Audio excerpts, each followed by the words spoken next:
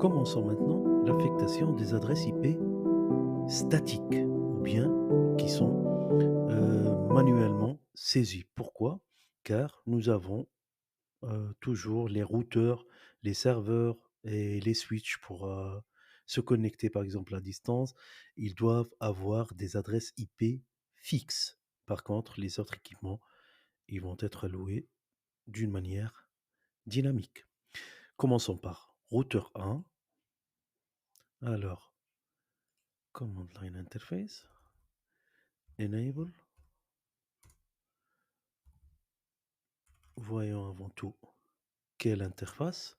Comme vous voyez ici, il nous demande last IP.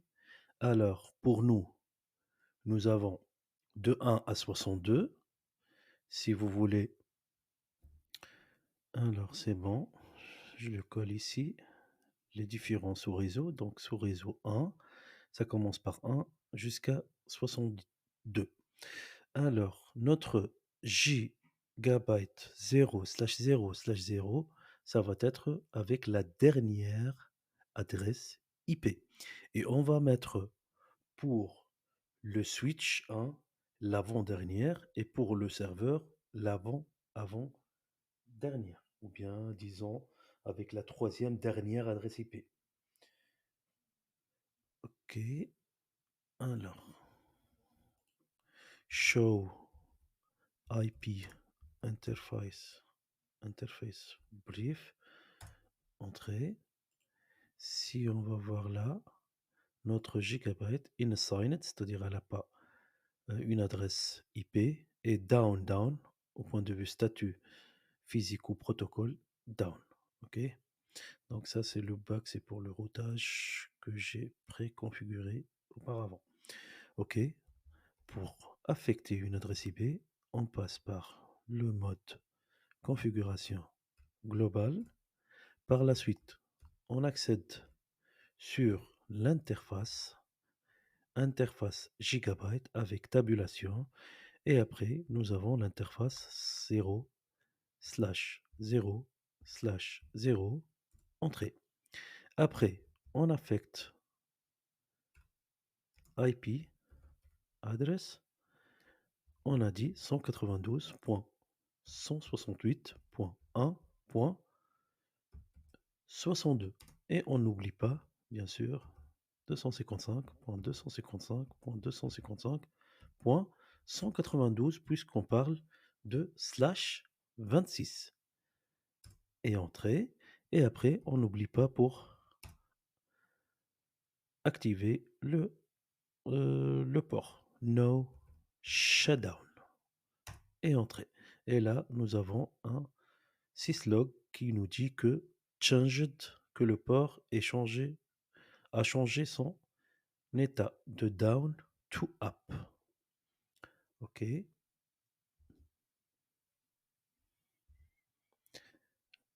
Là, j'ai effectué un ping pour vérifier qu'il ping sur lui-même, que tout est bon. Entrée. Comme vous voyez ici, les points d'exclamation, que tout est bon. Si par exemple il y a un problème, il va envoyer des points. Passons maintenant au switch. Pareil.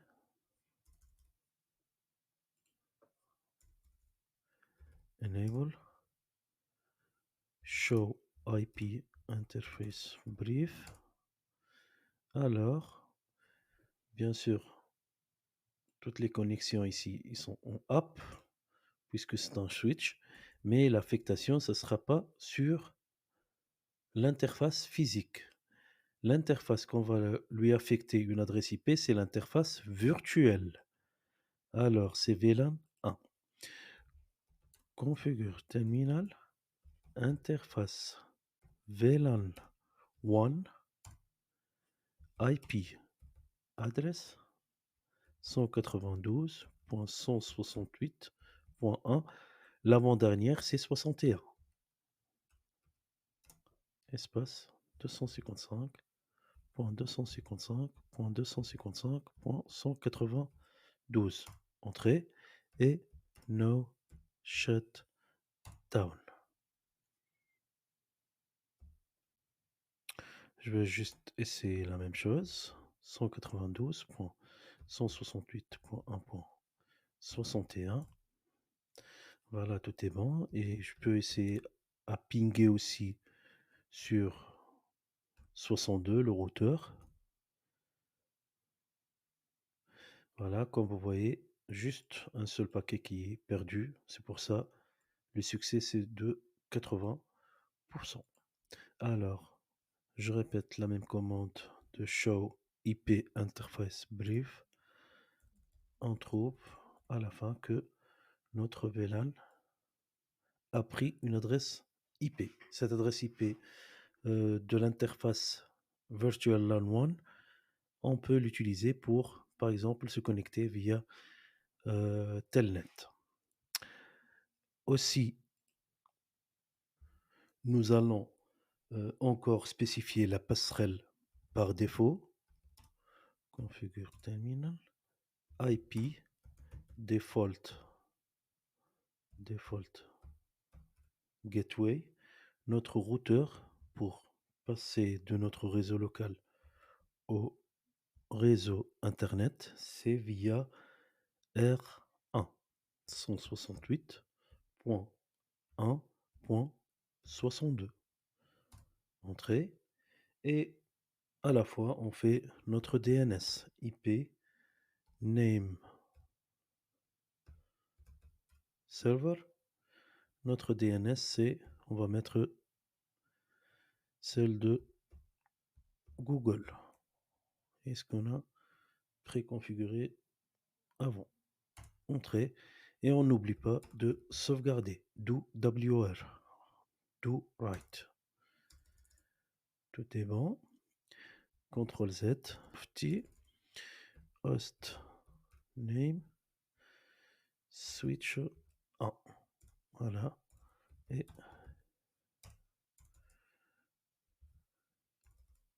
alors, show run. Nous avons notre adresse IP et voilà. Notre interface a pris l'adresse IP 192, pardon, 161 avec le masque /26 et notre passerelle c'est 62. Voilà. Pour le switch 1, c'est bon. Passons maintenant au serveur. Notre serveur DHCP. Alors, la première chose, passons à la configuration ou bien l'affectation de l'adresse IP statique. Donc, c'est pas DHCP, c'est statique. Pour l'adresse IP du serveur DHCP, on a dit, pour celle-là, bon, je vais effacer ça pour qu'elle soit plus claire. Donc, là, nous avons, on a dit, on a mis l'adresse IP .62. Et là, c'est l'interface VLAN 1.61, bien sûr, point à la fin. Et pour le serveur DHCP, c'est point, on va prendre avant-dernière, point 60 pour le serveur. Bien sûr, on n'oublie pas que c'est une adresse fixe. 192.168.1.60. Et le masque, ça va pas être le masque de ce réseau par défaut, c'est 192. OK. Passons maintenant à la configuration du serveur DHCP. Vous avez ici les différents services. Nous avons besoin de serveur DHCP. La première chose, et je reviens au setting, ici Default Gateway, il ne faut pas oublier de marquer ces adresses IP 168.1. Notre routeur de passage, c'est 62. Et notre DNS, c'est 8.8.8.8. OK. On revient à notre serveur DHCP. Pour paramétrer un serveur DHCP sur un serveur et pas sur un routeur, prochainement, on va faire une vidéo pour la configuration de ce type de serveur DHCP en ligne de commande sur un routeur. Mais aujourd'hui, ce sera en graphique. Alors, nous avons besoin d'un pool DHCP incluant toutes les informations telles que l'adresse IP, le masque de sous-réseau, la passerelle par défaut, la plage allouée dynamiquement. Généralement, ce sont euh, les imprimantes, les, les serveurs, etc., qui sont exclus. Mais les autres équipements, ils sont alloués dynamiquement.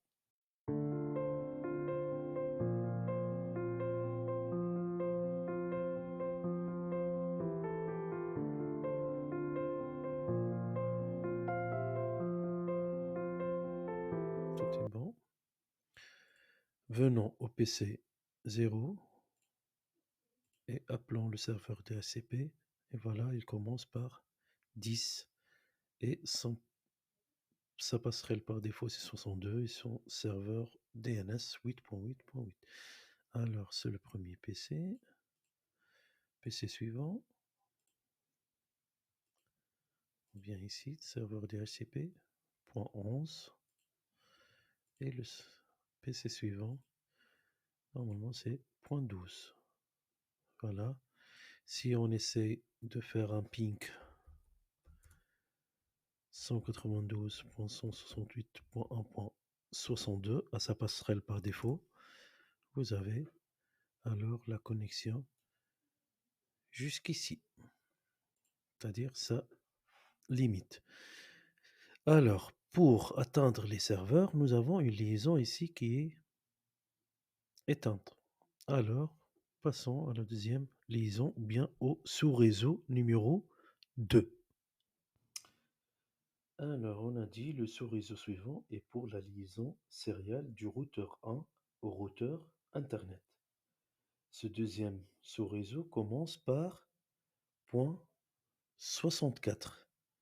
Nous allons prendre 65 pour S010, c'est-à-dire là, il nous dit first IP. Nous allons prendre 65 points. Ça, on va l'effacer. Et on va le mettre ici.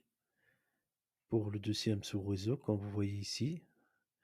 Et la deuxième, ce sera pour last. Donc pour serial 010. Je vais la laisser pour ne pas se tromper.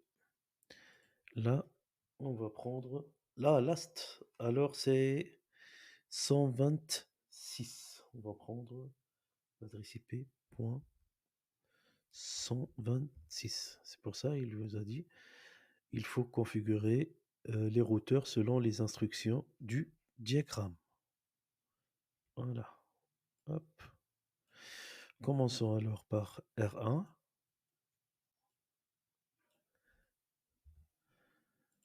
Hop. Enable. Configure terminal. Interface. On a dit serial 0/1/0. Entrée. IP address 192.168.1.65. C'est la première adresse. Et on n'oublie pas, bien sûr,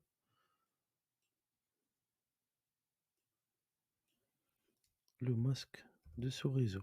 .255.255.192/29 et no shutdown. Hop. Nous attendons syslog ce qu'il va dire. Alors, là, change state to up.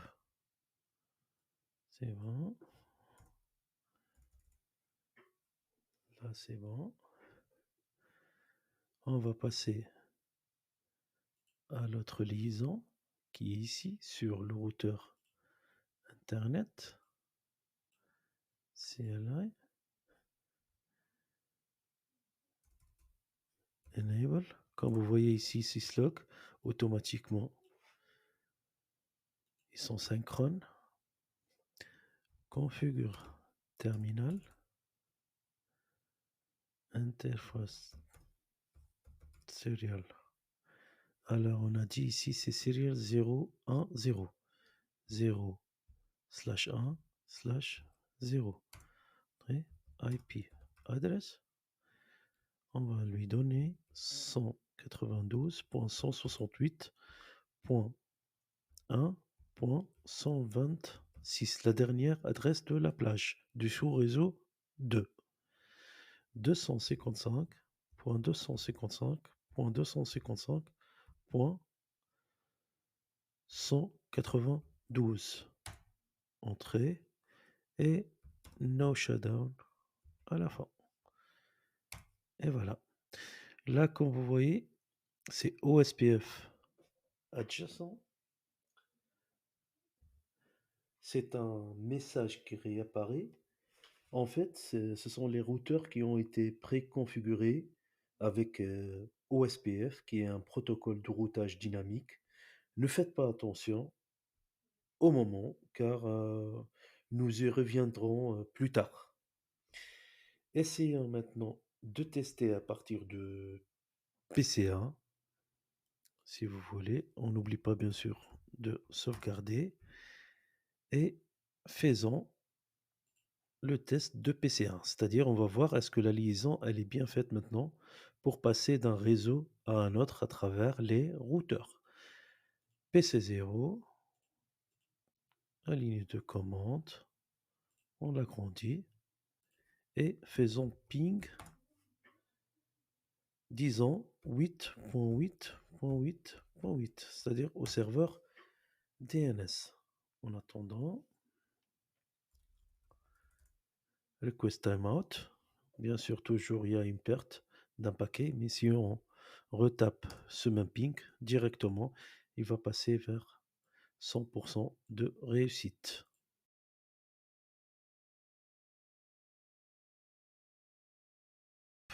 Disons l'autre PC, ping 8.8.8.8, et voilà, tout est bon concernant la connexion, c'est-à-dire on n'a aucun problème d'ici jusqu'à serveur DNS. Faisons aussi appel à la commande tracert, c'est-à-dire traceroute, tracert avec le même serveur. On va voir le nombre de sauts ou l'itinéraire vers le serveur DNS. Comme vous voyez ici, vous avez 2 sauts. Il passe avant tout. Hop. Là, il nous dit qu'il passe par 62. Le paquet, il passe par 62. C'est le premier saut. Après, par le deuxième saut qui est .126. Et à la fin, il atteint sa cible. 8.8.8. Essayons maintenant. Est-ce qu'on peut atteindre notre serveur Cisco ou Facebook à partir de PC2 ou PC1 ou PC0 par exemple? Alors, émettons ici cisco.com. Entrée. Comme vous voyez ici, tout est bon. On peut l'atteindre. Essayons aussi facebook.com. Pareil, c'est bon. Bien sûr, ici, il y a une configuration qui est faite avant. Donc, vous n'inquiétez pas. Par exemple, là, vous allez trouver dans la description, tout est configuré. On va essayer la commande show IP not translation. Voilà. Comme vous voyez ici, vous avez les protocoles de transport UDP, TCP, Ça, c'est tout ce qui est inside global, inside local, outside local et outside global. Nous allons faire prochainement ou plus tard des vidéos pour la Network Address Translation, c'est-à-dire le NAT translation. Et en fin de compte, vous n'inquiétez pas, puisque ce lab se concentre sur le sous-réseau ou le subnetting. Donc, vous n'ayez pas à vous en soucier pour ceci, que ce soit sur le routage en général ou routage OSPF en particulier, et voire même le NAT. Alors là, on a fini d'atteindre notre cible telle que Cisco ou Facebook ou notre serveur DNS qui permet de faire la conversion des adresses IP par rapport à leur nom de domaine. Passons maintenant au site 2, ça sera plus rapide. Pratiquement, c'est pareil. C'est juste, on va affecter des adresses IP pour le switch 1, serveur DHCP et routeur 2. Euh, je vais accélérer la vidéo, comme ça, pratiquement, tout est pareil. Voilà, c'est juste, vous faites vous-même en suivant tout ça. Et n'oubliez pas que l'interface, par exemple, pour R2, c'est la dernière. Et pour le switch, c'est interface VLAN. Et pour le routeur 2, ici c'est last et ici c'est first. La dernière est là pour serial 010, c'est la première.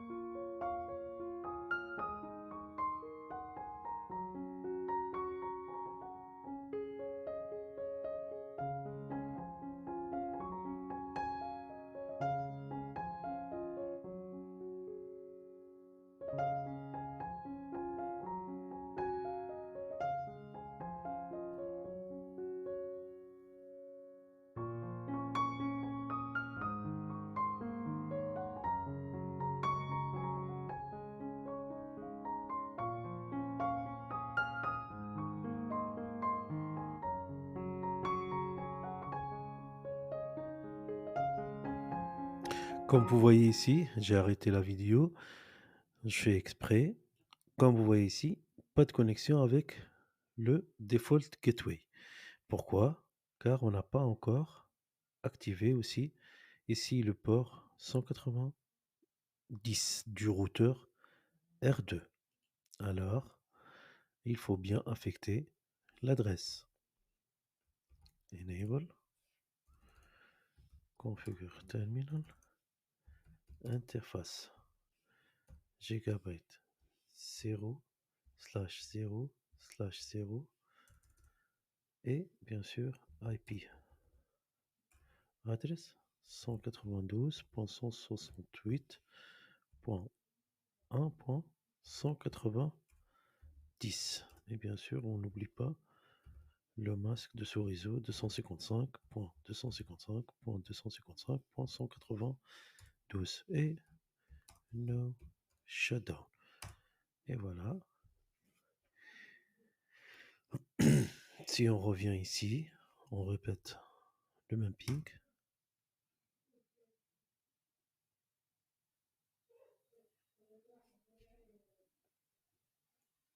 Peut-être il y a un autre problème. Je vais vérifier. Voilà, c'est juste, il a pris de temps. Donc normalement tout est bon. Passons maintenant au serveur DHCP. Pareil ici, avant tout, on va lui donner l'adresse IP. Pour le serveur DHCP, donc, on a donné 190 pour le routeur, 189 pour le switch, 188 pour le serveur. 188. serveur DHCP. Et hop, 192.168.1.188. Et là, c'est 192. Setting. La passerelle par défaut 192.168.1. Pour nous, c'est 180. Pour le site numéro 2, c'est 190. 190. Et pareil pour le serveur DNS, c'est 8.8.8. Voilà. On passe maintenant au serveur DHCP. Alors, on va mettre ici 192.168.1.190. Et le serveur DNS, c'est ça. Et par contre, il va commencer par là, on a dit pour le début, c'est pour le site numéro 2, le débit, ce sont 28 et pas bien sûr par 0. OK. Alors, ça c'est bon. Et on va mettre pareil, 50. Voilà. Hop. Essayons maintenant de vérifier les PC. Hop. On va faire l'appel, voilà, il commence par 180, 129. La passerelle par défaut, c'est 190, c'est bon. Essayons de rapidement.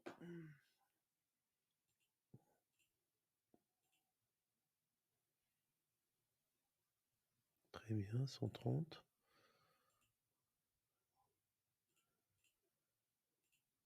Et 131. Laissons PC5.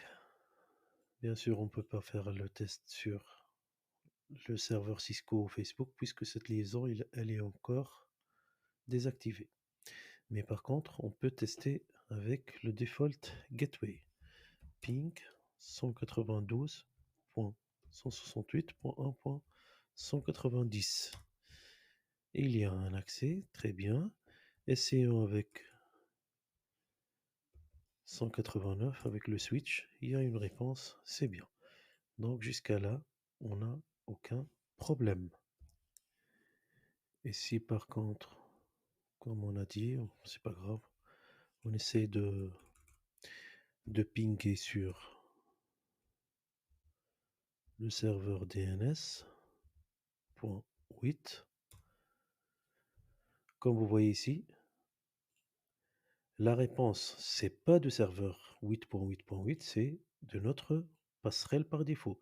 Elle nous a dit que destination host unreachable, c'est-à-dire destination, elle n'est pas disponible, ou bien il ne peut pas atteindre cette cible. Alors pourquoi? Bien sûr, nous devons configurer cette liaison pour passer vers l'autre côté. Passons maintenant à la quatrième liaison ou à la liaison sériale.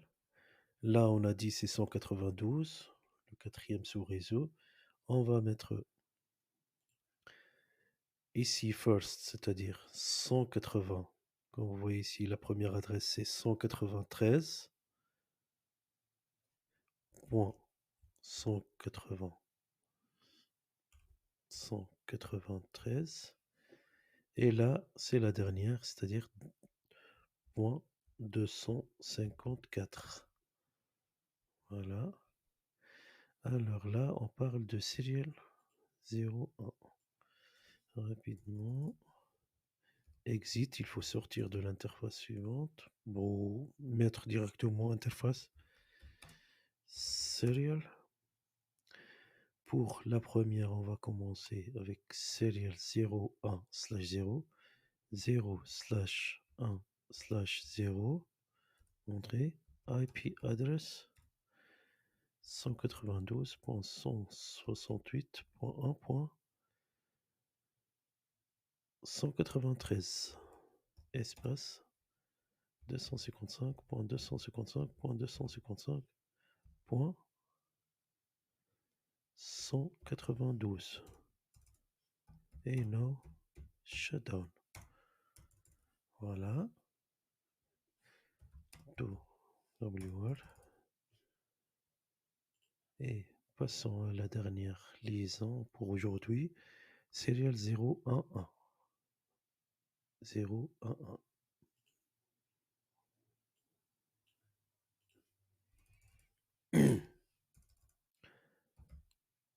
Configure terminal. Interface serial 0/01/1. Voilà, IP address 192.168.1. On a dit la dernière, c'est 254. 254 et le masque de ce réseau. Point 255.255.192. Et no shutdown. To WR. Alors, revenons pour tester au PC5. Tout à l'heure, on a essayé avec le 8 et host unreachable. On va réessayer maintenant. Voilà. Nous avons maintenant une réponse du serveur DNS. Essayons maintenant le browser cisco.com. Entrée. Comme vous voyez là maintenant, il peut aussi atteindre le service HTTP pour atteindre ce serveur à travers le serveur DNS, etc. OK. Le dernier test qu'on va effectuer, essayons de pinguer vers un autre PC de .10, de site 1, c'est-à-dire de site 2 vers site 1. Et on va voir est-ce qu'on peut atteindre ce réseau, même si ils sont de différents réseaux. Alors, ping 192.168.1.10. Normalement, ils appartiennent à deux sous-réseaux différents, mais à travers les routeurs, on peut les atteindre. Comme vous voyez ici, il y a une réponse.